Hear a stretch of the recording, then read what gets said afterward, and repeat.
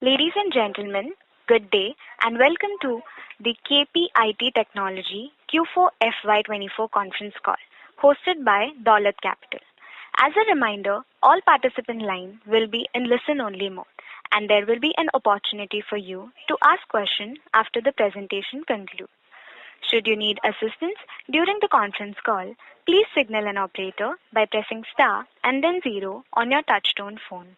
Please note that this conference is being recorded. I now hand the conference over to Mr. Rahul Jain from Dolat Capital. Thank you and over to you, sir.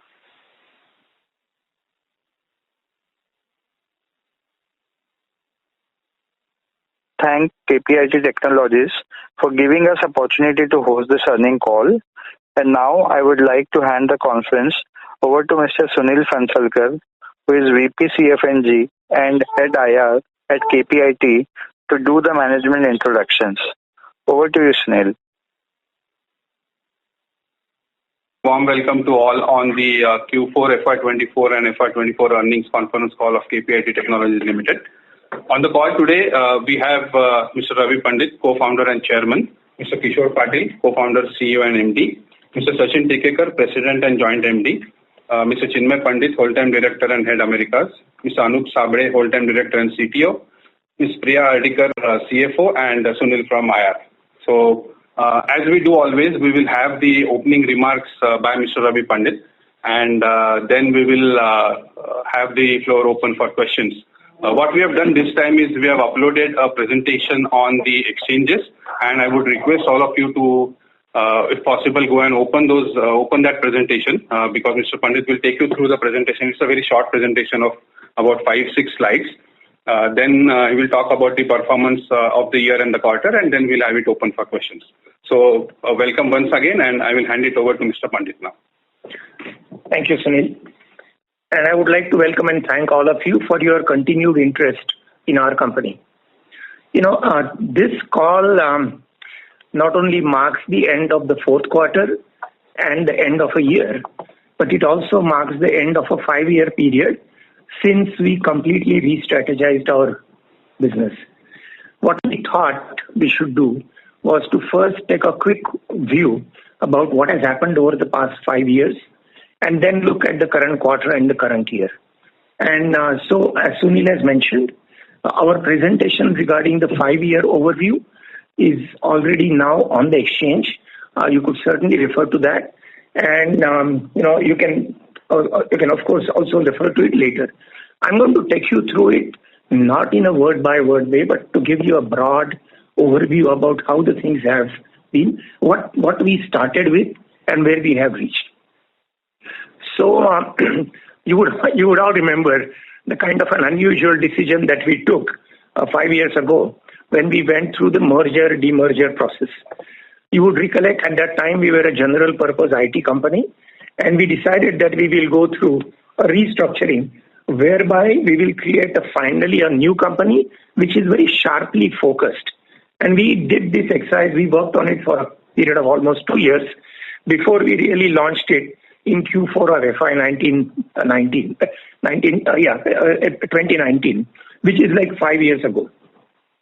Now, the purpose in that was to embark on a journey to be a global software company of the first order for the automotive and mobility industry.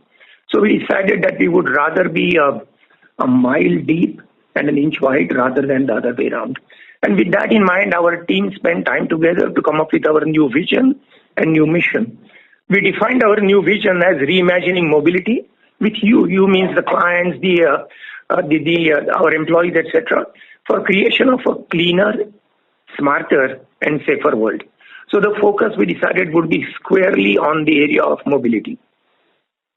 And we said that with this sharp focus, we can become the leading software integration partner for the mobility industry. And our motto was to know software better than any automotive OEM and to know automotive better than any other software company. And that was what we started with. And we believe that enthused our team of passionate automobile believers to really go a way forward. Now, with this vision and the mission, we decided that what would be our strategy. So, our strategy was how do we create a culture of excellence by really looking at the 4 pillars of making this company really the leaders. One is we will not work with a lot of clients. We will focus on strategic relationship with a few clients. Then we said we would like to really become leaders in our defined practices and platform businesses. So that was relating to what is it that we will offer to our clients. Then, since our clients deliver products which weigh over a ton, which travel at more than 50, 60 kilometers per hour, it was important that we delivered absolutely zero defect products. So we focused on good delivery. And of course, none of these can be done unless you have a good set of people working with you. So we said we will strive to become the best place to grow. Now that was the beginning. And I want to take you very briefly to each one of the 4 things that we have worked on till now. So having strategic relationship with clients, that has been our first major point.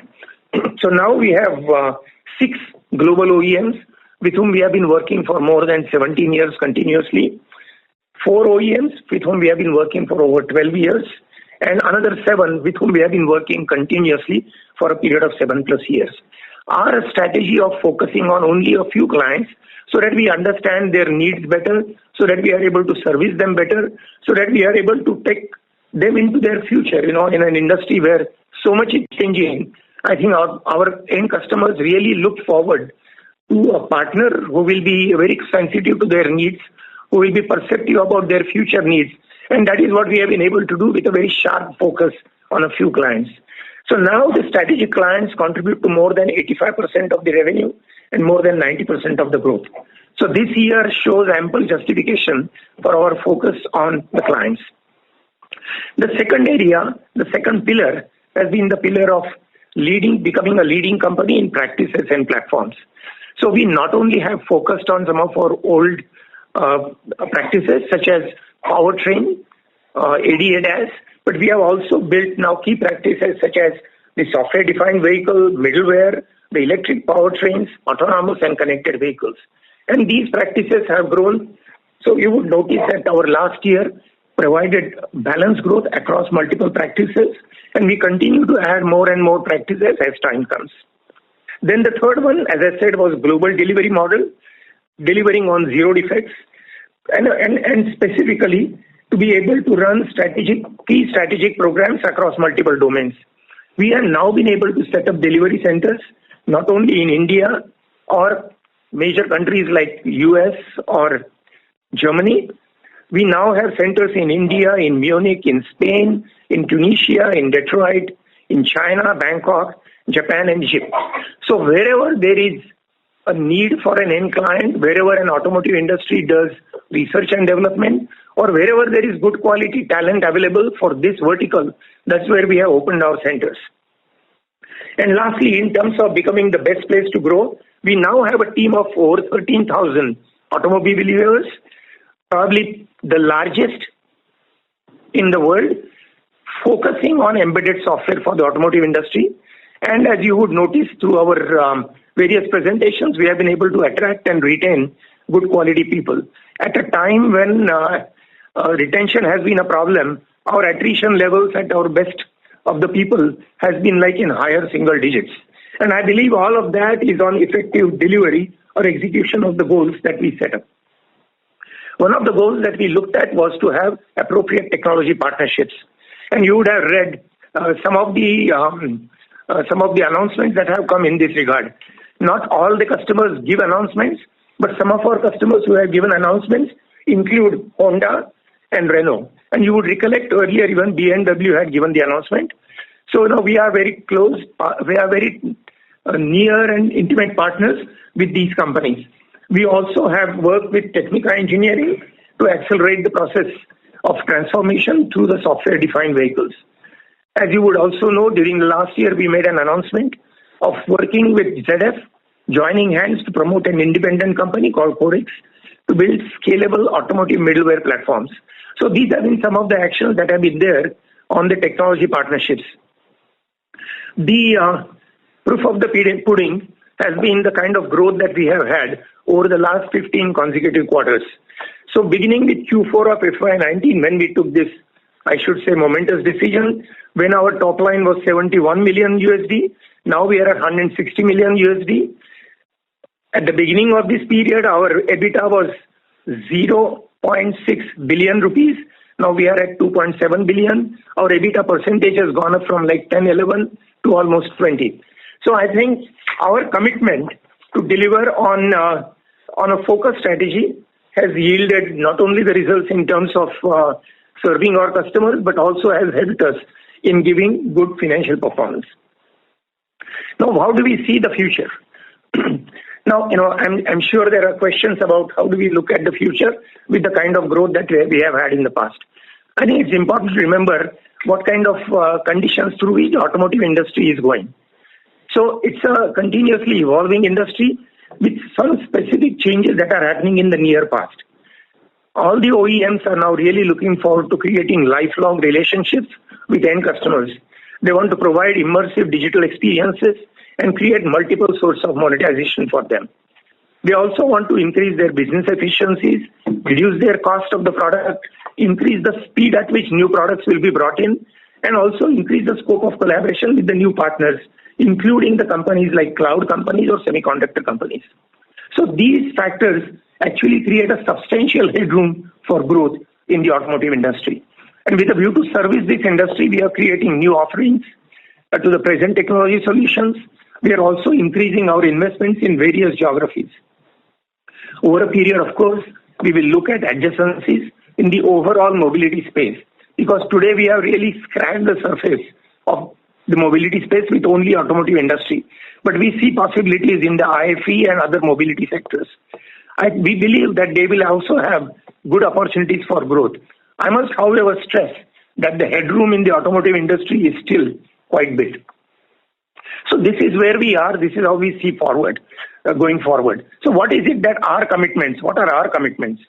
Our commitments to our clients is to help the OEMs transform their business models, to be an independent software integration partners for their core areas of electrification, autonomous as well as connected vehicles, become their core partners in software-defined vehicles, because that is really a major change in the automotive industry and in the common middleware platform transformation. Our commitment to you, our investors, is financial and governance and sustainability, our relentless focus on enhancing customer value, and doing appropriate capital allocation and shareholding returns.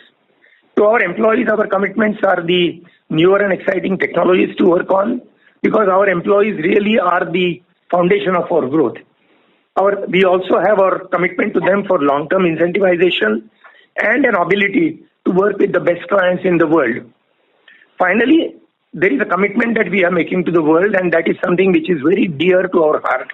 And that's the commitment that we are making to environmental and social sustainability. And that's an area that we have been very passionate about for a long, long time. We are also equally passionate about our community services, where we focus on environment, energy, education, and all of this through employee participation. We would like to be a responsible corporate citizen in every country in which we operate. So this is really a quick overview about where we started 5 years ago and where we see we are as of now. I would now like to turn to the current year. I trust you all have got our investor update, so I'm not going to go through all the items in detail, but I would just like to cover some headline items. So as you would notice, our revenues in this quarter grew 27.5% in constant currency terms and 28.5% in dollar terms on a year-on-year basis.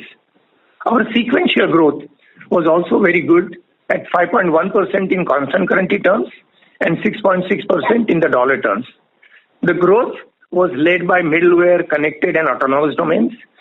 However, I must add that all other practices also had a good growth. The growth was broad-based across multiple geographies, and there was a strong sequential growth in pass cars as well as in the commercial vehicles. The strategic accounts, to which I referred to earlier, contributed to 86% of our total revenue in Q4, which translates into 39.6% year-on-year growth and 8.4% quarter-on-quarter growth. So, our focus on these accounts has been quite sharp. We had also a healthy deal wins of $261 million during the quarter. When it comes to the entire year of FY24, our revenues grew 40% in reported dollar terms and 39.1% in the constant currency term. The organic growth was 32%. The absolute revenue at FY24 stood at $587 million.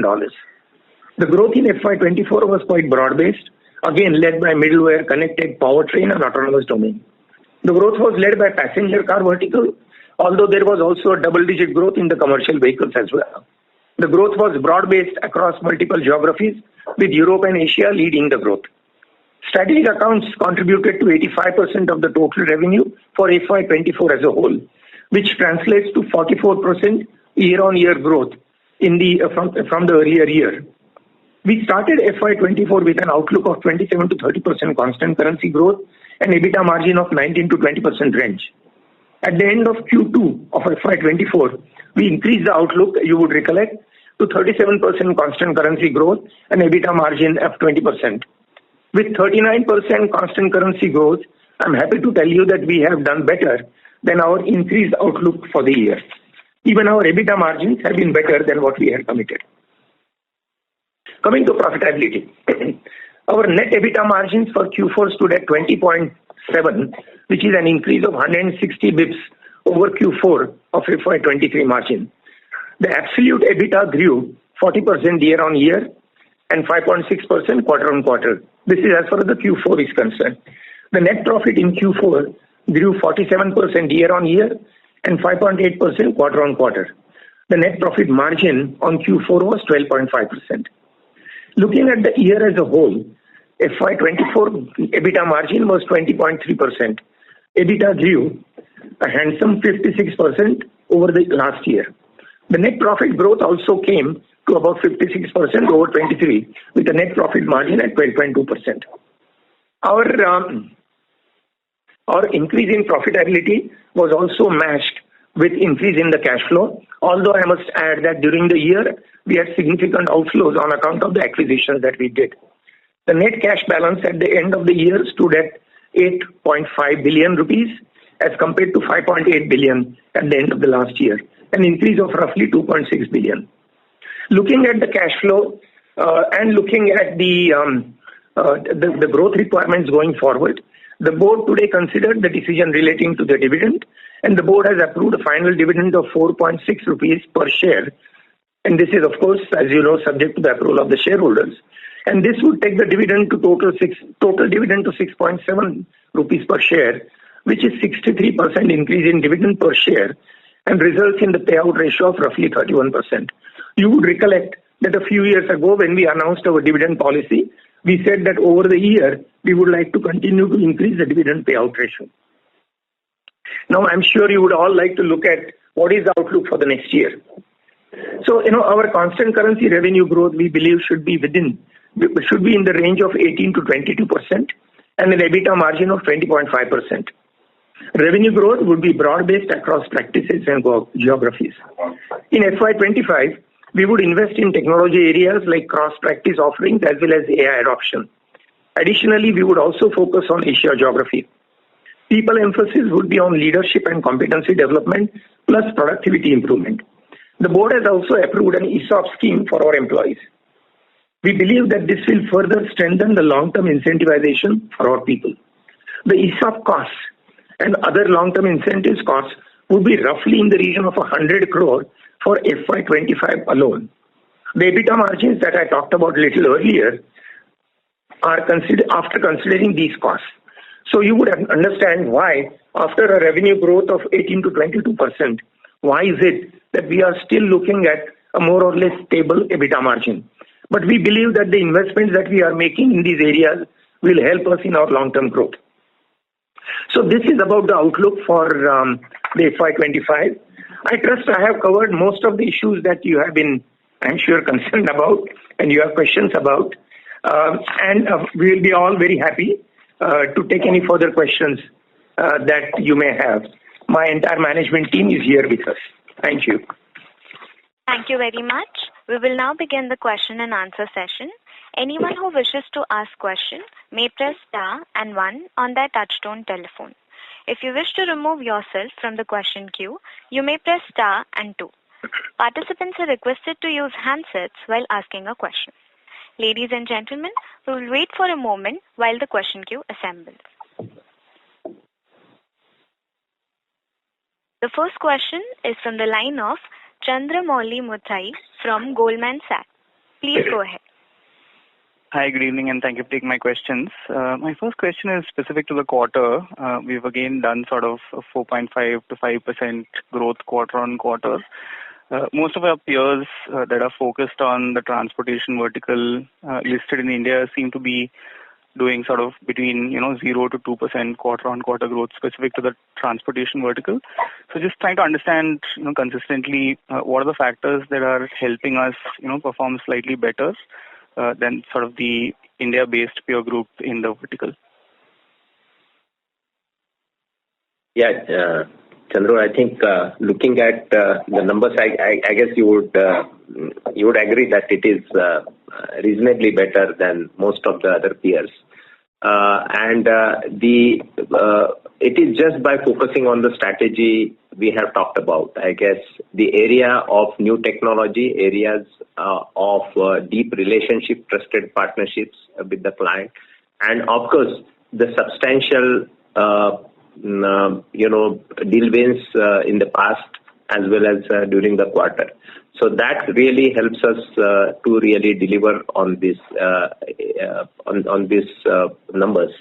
And we do believe that there are, as Mr. Pandit mentioned, we are going to double down on our offerings, multiple offerings, which will help us to further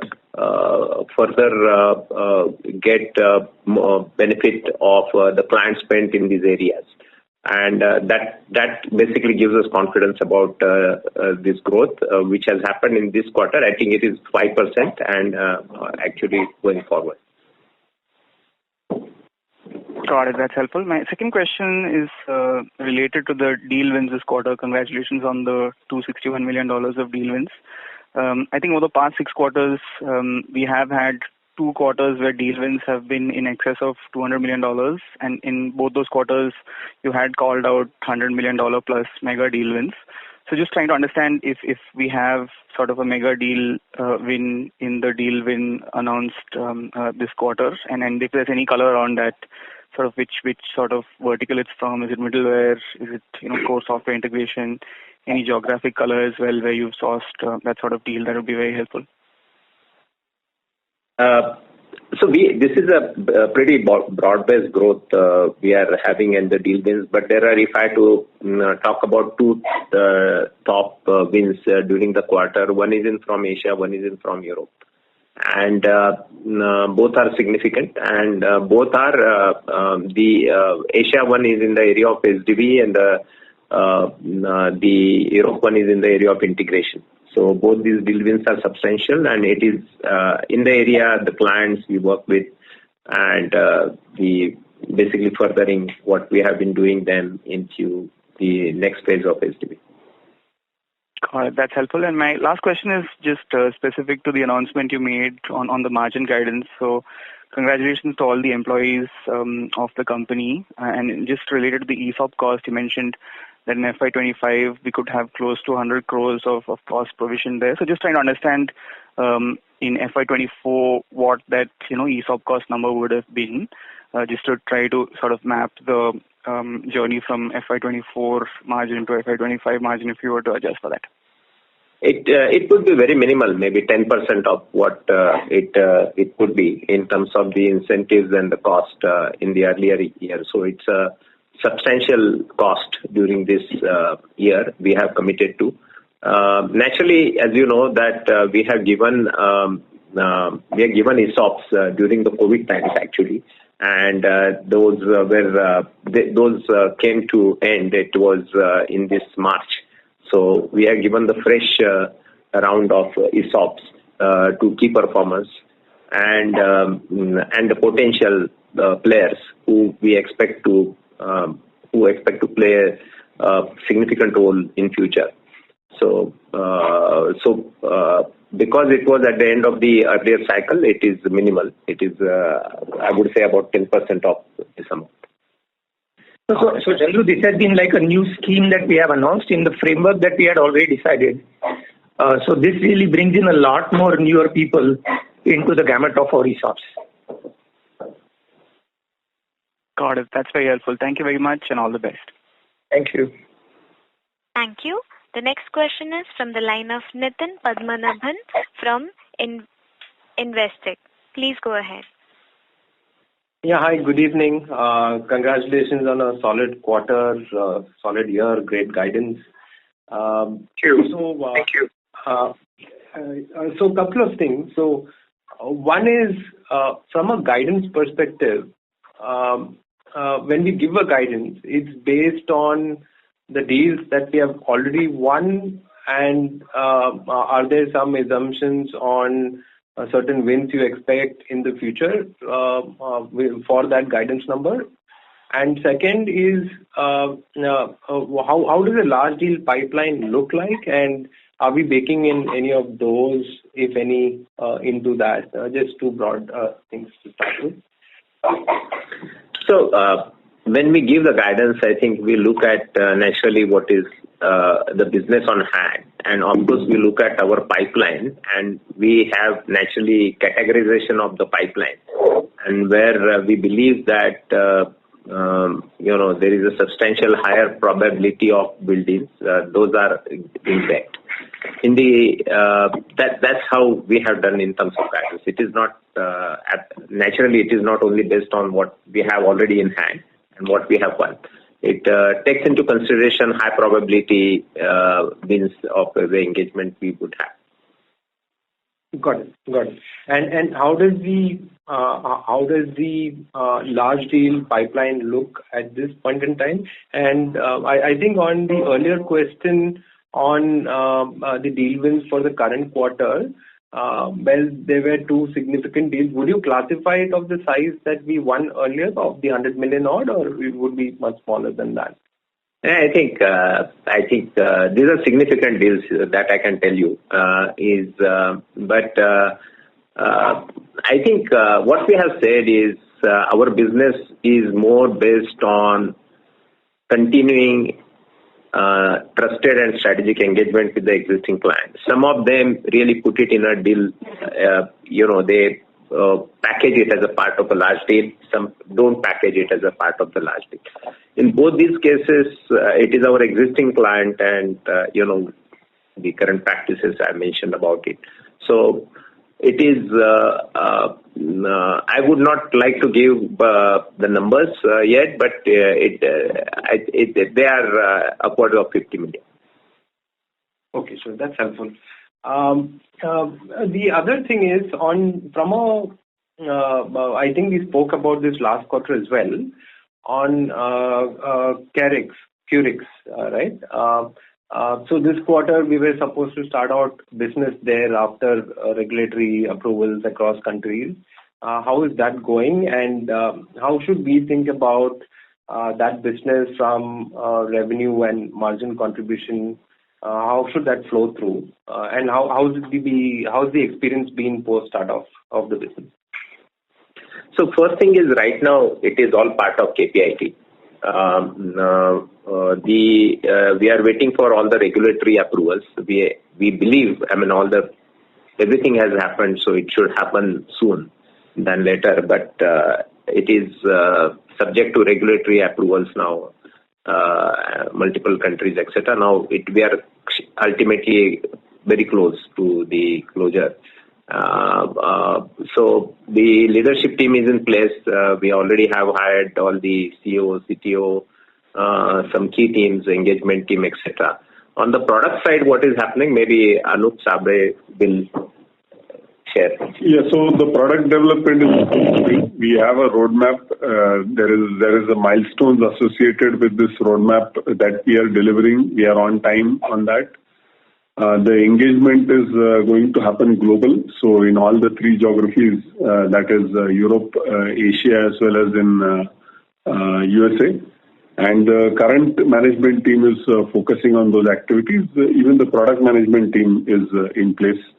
So all things going fine, except for the regulatory parts now. And to your point, how it will, it will be, as we had mentioned, that this will be basically what it means is a significant key part of the technology will be with our clients, whoever adopts this. So the work we will expect in KPIT will be largely in integration work for the platform. So that, but it will take some time because I think the companies will source it and then we will get into the action. Sure, very helpful. If I can just squeeze in one more. On the ESOP cost, how much would be the dilution from this and what is the vesting period? And how should, after this 100 crore in year one, how should we look at year two, just from this element actually? Hi, this is Priya. Dilution will be very minimal because we already had available shares in the trust for this scheme. It will be less than 0.2% for this kind of grant that we have announced.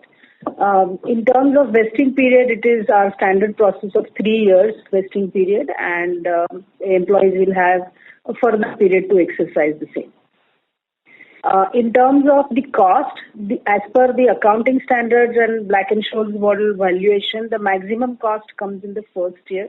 We will see how the cost now tapers down in the second and third year subsequently.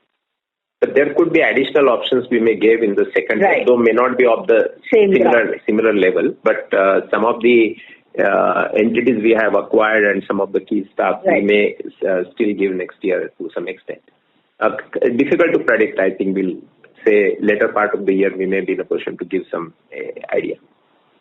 But it won't be at this level. It won't be at this level for sure. And even at the current level, it's not a very significant dilution as far as the existing shareholders are concerned. Sure, that's very helpful. Thank you so much and all the very best. Thank you. Thank you. The next question is from the line of Bhavik Mehta from JP Morgan. Please go ahead. Hi everyone. Thank you. So a couple of questions. Firstly, I remember last time you were talking about engagement with 3 clients, one each in US, Europe and Asia. So are these 2 deals which have announced this time part of those 3 engagements which you were talking about, or are these some different clients? Just a clarity on that. I think some of them are from that. I think as I said, we have a set number of clients, so we are winning only the set number of clients. We are not going anywhere. The only one thing I can tell you that a large part of our growth has been in the diamond accounts till now. The large part of our growth has been driven by diamond accounts. Now we are focusing on platinum and gold accounts also to expand further because there is a right opportunity for them to engage with them more meaningfully. So some of these clients are from that set of clients. Okay, got it. And secondly, just going back to the ESOP cost, I understand that typically first year costs are way higher, but any broad sense in terms of whether are we taking 50% or 60% of the cost in year one? Because the vesting is just 3 years, and typically for a lot of other companies, we have been vesting over 5 to 6 years. So just want to get a sense what should we assume for FY26? Really rough sense would be helpful. Around 60% is generally the cost that comes in first year, but we are still in the process of actually calculating it, but that is how generally it pans out. Okay, got it. That's helpful. Thanks a lot. Thank you.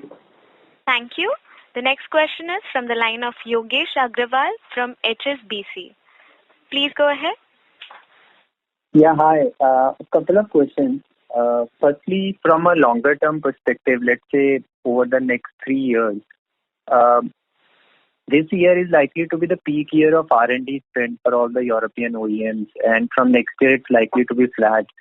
So I was curious, how do you guys relate your growth? So is it largely driven by increase in outsourcing and offshoring, or do you guys worry about the absolute growth in R&D spend in your clients? That is one. And related to that, over the next 5 years, let's say you have to be $2 billion, can it happen with the existing client base itself, or at some point you will have to open up and go for tier 1 suppliers and some of the adjacent areas? Yeah. So first thing is we are not seeing, and all the reports at least don't say that it will be the R&D growth will be flattish. It will continue to grow. I have in past explained that there are two buckets of the R&D or engineering spend, actually, if you should call it more appropriately. There is one on the areas of future, like which are like SDV and plus. Also the different business models, the after sales transformation, and many such areas, or safety, security, those areas. And the past one is about the number of programs they have been doing over the last many years, last 12 years, those programs are like. So as the days pass by, they are cutting down and bringing the efficiency on the one about the old programs and investing and continue to invest on the future. So that is the part, and KPIT is, significantly focused on the future spend area, future technology area. So from that perspective, we do not see that. The other part is there are multiple opportunities in this area, which is in terms of cost out, if I had to call it out, kind of a thing. People are looking at reducing the supply, taking revisiting the supply chain to reduce the cost, or different areas in terms of manufacturing. So two things. First is we are looking at new practices, as I mentioned, which companies will invest, and we are, of course, looking at them or already invested into many of them. That is point number one. Point number two, as we talk about the tier 1 suppliers, there is a segregation of hardware and software separation of hardware and software which clients are looking at. And that ownership of software will come to really a pure play software integrator, not a generic software integrator like KPIT, which can own the whole program. And that is something we have done in the past already in a few areas, and we see that also as a big area. Anup, you have anything to add? Yes. If you look at the new generation and what needs to be achieved in the new generation, is that large part of the changes in the passenger vehicle experience of the consumer is going to be through software. For that reason, the architecture is going to change. For that reason, a change in the ownership of the software in terms of the OEM owning most of the software. And for that same reason, there is going to be a change in the dynamics of how the OEM wants to work with their own teams, how the OEM wants to work with the tier 1s, and how the OEM wants to work with, very, very specialist integrators, software integrators like KPIT. And we believe that we believe in the sense we are already experiencing this, and going forward, there is going to be more and more such shift happening, for which we are very well positioned. Got it. This is helpful. But in your long-term planning, let's say 3 years, do you assume growth in the engineering spend in your clients? You're not expecting a flattish R&D spend? Yes. Okay. So we are seeing still significant growth from our current client. But as Mr. Pandit mentioned, we are looking. So first, we are looking at also scaling up of our platinum. Our current customers, our diamond clients, will continue to grow. That is a point number one. Number two, we are also expecting a higher growth from platinum and gold accounts, which, if I have to say, have been a bit late in rolling out some of these technology and programs. So that is the second.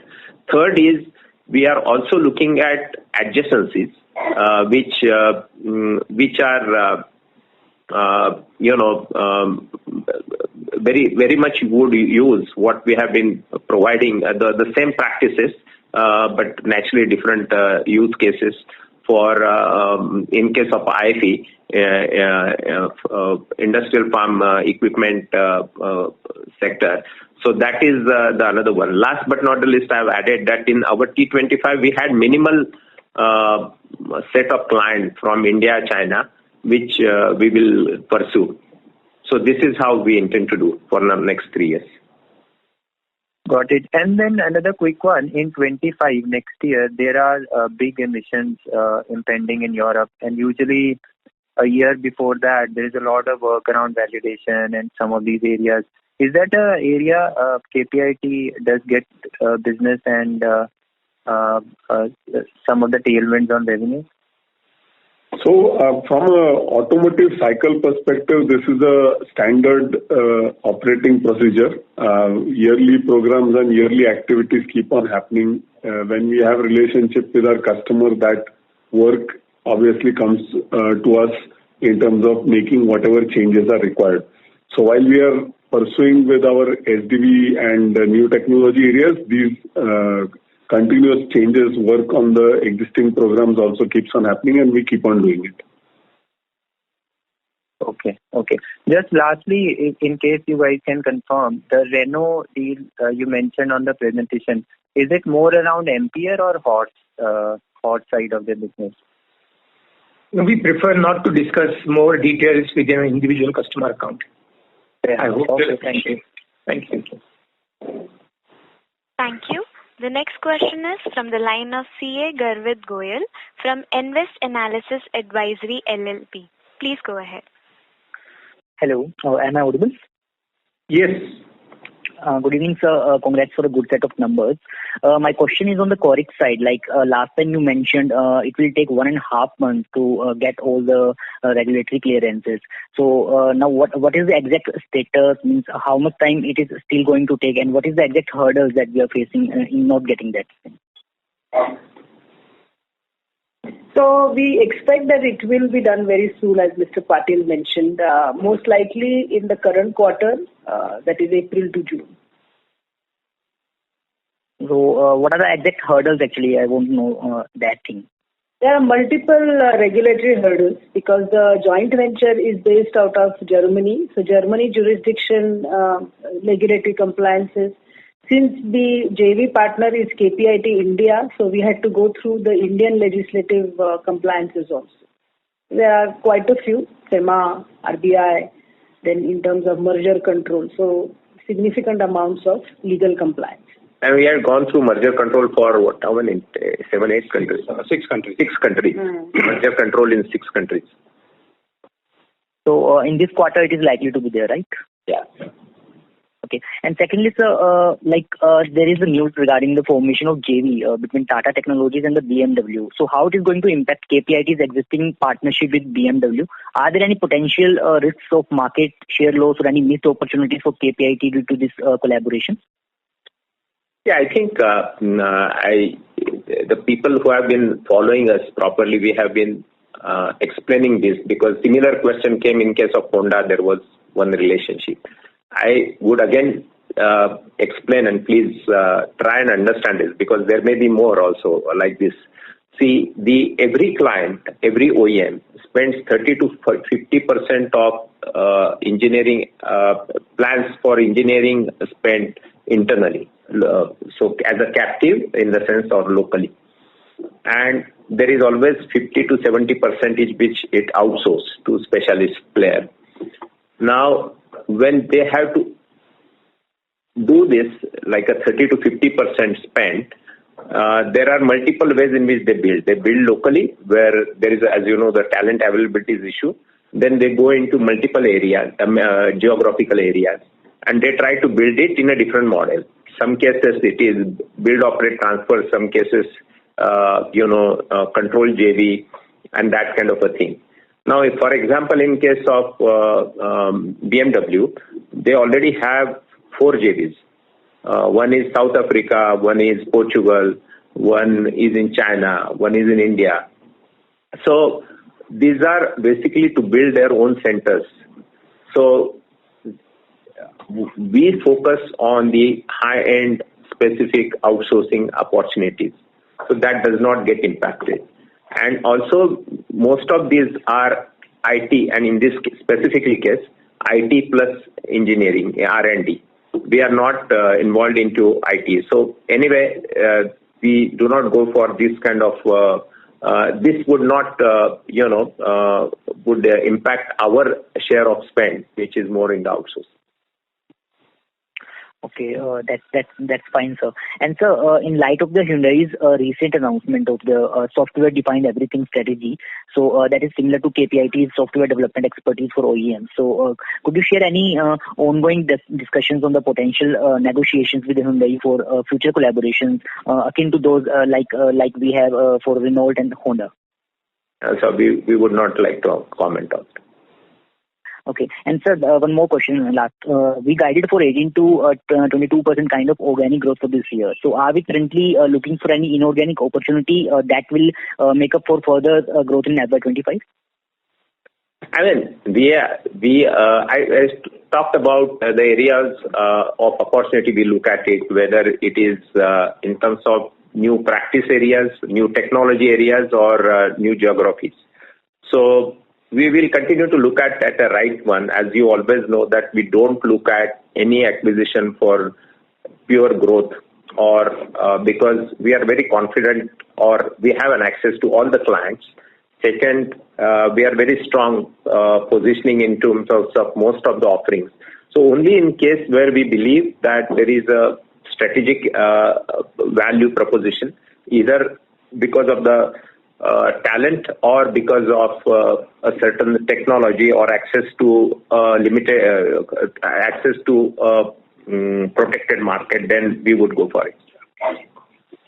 Understood, sir. That's it from my side, sir. All the best for the future. Thank you. Thank you. The next question is from the line of Karan Uppal from Phillip Capital India. Please go ahead. Yeah, thanks for the opportunity and congratulations on very consistent execution. So two questions from my side. Firstly, on the spending, so incrementally amongst the various areas like SDV, middleware, electric powertrain, autonomous and connected, which are one or two areas which are driving the lion's share in terms of the incremental spending from OEMs? Or do you think it is pretty broad-based in nature? I will explain why the changes are happening and then the answer will be there. So if you look at the changes in the architecture and the centralization of the architecture, a lot of these, the wave of the OEM wanting to take control of the software because the changes have to be made faster to the software to respond to the consumer requirements. The reason why that the main, if you look at this change that is happening, this is driving fundamentally all the domain areas to come together. So it's very difficult now to see which domain is which feature. So if you look at any car feature, you'll start seeing that it is actually integrated with each other. And that is why all of these broad-based developments and growth will be happening now. Okay, got it. Second is on the competitive intensity. So we have recently seen tier 1 IT services players acquiring Germany-based auto R&D companies. So does that in any way increase the competitive intensity which may affect us in medium term? Yeah, I mean, total spend is 70 billion and of R&D, and actually outsourcing is there is an increase in the trend by these people. So if these companies buy another service provider, I would say naturally there is a reason for for these companies to capture some part. But we are very confident in the areas which we are in the new technologies in which investing will continue to have adequate spend. Okay, sir. And just one more question in terms of the split of business with OEMs versus tier 1s. Would you like to give what's the split of yours? I mean, our whole strategy is about OEM and the tier 1 who are a part of providing a solution to the tier ones, to OEMs. So as I always said, so we look at OEM as the end customer, and then we work with the clients who basically service the OEM or OEM. The very significant part of our direct revenue is from OEM. And in most of the cases where we work with tier one, it is because of the OEM direction to the tier one to work with KPIT. Okay, sir. And just last is on the supply side. So given that most of the pure play ER&D players as well as, tier one IT services vendors are getting aggressive in auto ER&D given the growth in this market. So does that in any way impact us in terms of talent management, in terms of attracting freshers, laterals, as well as retaining the top performers? We spoke about the ESOP scheme, but anything further on this? I mean, number one is very few companies are hiring right now during this year for campuses. So we are fortunate to have a really top talent, better than what we had in the past. So that is one part. Certainly, there are these captive centers which are coming up and which will have some pressure on certain type of talent at some level. But I mean, wherever we are working with the client is also cognizant of the fact that ultimately otherwise it can impact his own project. So we don't see any significant impact in most of the cases in that part. And our attrition, as Mr. Pandit mentioned, is in the single digit currently. So it may go up by a couple of points is what we factored in our planning. But we do believe that the excitement of working with a leader in this area, the respect we get from the client, the thought leadership which we have, exciting technologies and the client they work on, and a variety of projects they work with. And the last but not the last, as we talked about, the best place to grow. This is a more attractive proposition as compared to the most of the client. And we have a very significant part of the talent coming back who had, from the past employees every year. So we are in a good shape on that. Okay, that's good to hear. Thanks and all the best for FY20. Thank you. Thank you. Thank you. The next question is from the line of Abhishek Kumar from JMFL. Please go ahead. Yeah, good evening. Most of my questions have been answered. Maybe just one question on the top 25. Just wanted to understand, how you define your diamond, gold, platinum clients. Is it the R&D spend that they have, or is it the vintage of our relationship with these accounts? That's first question, and then I have a follow-up. Hello, Sachin. Are you? Yes. Hi, this is Sachin. It's a combination of five factors, the two that you mentioned. So essentially, where are they in the ecosystem? What is their standing? What is their overall spend? What is our relationship with them? What is our potential for the headroom to grow as a strategic partner? And of course, what is over the next 3 years, what kind of revenues we can expect from them? So it depends on these. It's a combination of these factors that make up the T25 that consists of the diamond, platinum, and gold accounts. They are fairly evenly, so there are about 7 or 8 of them in each category. Okay, so the next question is, let's say, our penetration in diamond clients is X percentage. Where would be that penetration in, some of the other categories? And what will it take for us to bring that penetration up to where diamond clients are? As Mr. Patil was saying, over the last 2 years, the bulk of our growth has been through the diamond clients.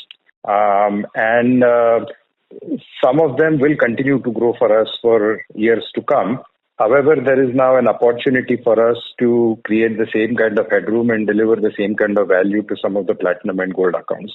So the headroom is different from client to client based on their strategy and our ability to create value for them. But across gold and platinum, there is quite a bit of headroom for us to cover. Okay, so essentially, with the same set of clients, we should be able to sustain 20% plus kind of growth for the foreseeable future? That's the plan. And as you would imagine, there is always a 10-12% sort of a turnover within that. It's not a stagnant list. About 10% of the clients, maybe 2 or 3 change every year. But bulk of them remain the same. So we add maybe 2 or 3 every year. And 1 or 2, as our business mix changes, it also changes. Mr. Patil mentioned earlier on that, last 3 or 4 years, most of the business growth has actually happened on the back of OEMs. So some of the tier ones and all of those have dropped off from the list, and more OEMs have come as part of the T25. Sure, that's helpful. Thank you, and good luck for FY25. Thank you. Thank you. The last question is from the line of Vimal Jamnadas Gohil from Alchemy Capital Management Private Limited. Please go ahead. Yes, thank you for the opportunity, and congratulations on a very strong quarter yet again. Sir, first question is on this slightly macro level question. The current pivot that we are seeing, slight pivot that we are seeing to hybrids, do you see the same intensity and rigor from the OEMs who are looking to develop hybrid models and the tier ones as well? Do you see the same intensity and rigor on software spending from them as well as compared to EVs?